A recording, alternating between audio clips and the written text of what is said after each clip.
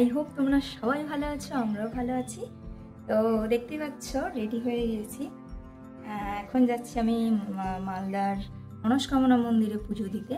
তো আমার সাথে তোমরাও চলো। আই হোপ তোমাদের ব্লগটা ভালো লাগবে দেখতে। সকাল থেকে দেখতে পেলে বাড়ির বাগানেরই ফুল টুল ভেঙে একদম রেডি, আর সেজে গুজেও রেডি।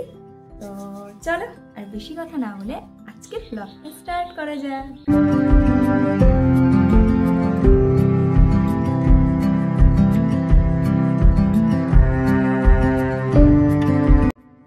বেরিয়ে পড়েছি, তবে দেখতেই পাচ্ছ মাঝখানে একটা মিষ্টির দোকান দেখে দাঁড়ালাম, কারণ ফুলের জোগাড়টা তো বাড়ির বাগান থেকেই হয়ে গিয়েছে, তবে ভোগের জন্যই এখানে দাঁড়ানো। আর এটা আমার মালদার মধ্যে বলতে পারো সব থেকে ফেভারিট মিষ্টির দোকান, যেটা রয়েছে মহানন্দাপল্লী সুকান্ত স্মৃতি সংঘ ক্লাবের একদম পাশেই। এই দোকানে আমি কখনোই ঠকে যাইনি বা আমাকে মিথ্যে কথা বলে খারাপ মিষ্টি দিয়ে দিয়েছে, এটাও হয়নি। সব সময়ের জন্য অসাধারণ লাগে এখানকার মিষ্টি।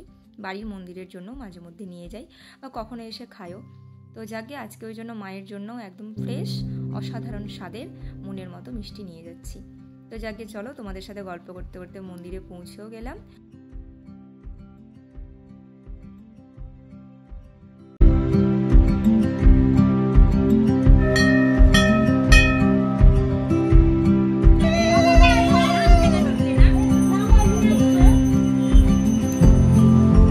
বেশ অনেক দিনের ইচ্ছেই পূরণ হলো। অনেক দিন ধরেই ভাবছিলাম মায়ের কাছে যাব, একটুখানি পুজো দিয়ে আসব, তবে সেটা আর হয়ে উঠছিল না, কারণ মাঝে দুর্গাপুজো কালী পুজো পড়ে গেল। তো যাকে আজকে সেই সৌভাগ্য আমার হয়েছে, মা ডেকেছেন বলেই আসতে পেরেছি।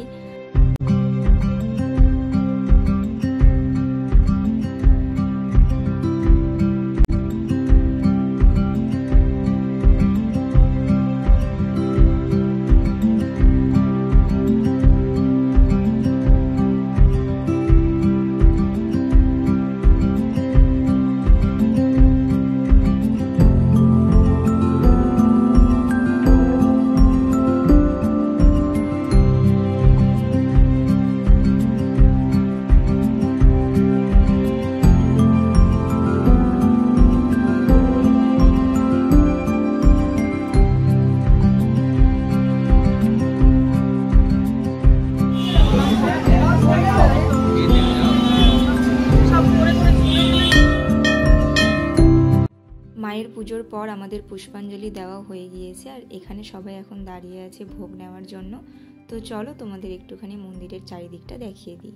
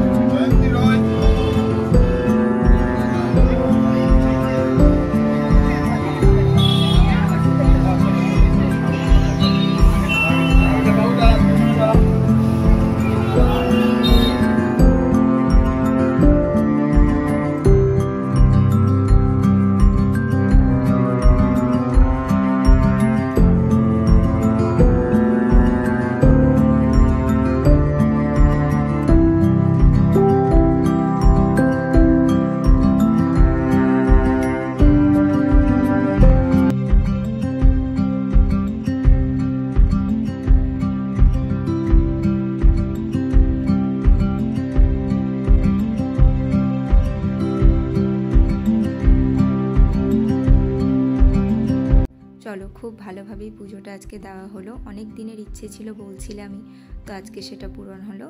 আর আবারও যেন আসতে পারি মায়ের কাছে, এটাই ইচ্ছে। মা যেন ভালো থাকেন আর পৃথিবীর সবাইকে যেন ভালো রাখেন। যাকে চলো এবার বাড়ি যাওয়ার পালা। মাকে প্রণাম জানিয়ে এবার সোজা বাড়ির দিকেই যাব। চলো তবে আজকের মতো আমিও বিদায় নিলাম তোমাদের কাছ থেকে। দেখা হবে খুব তাড়াতাড়ি একটা নতুন ব্লগের সাথে। সবাই ভালো থেকো, সুস্থ থেকো, সাবধানে থেকো।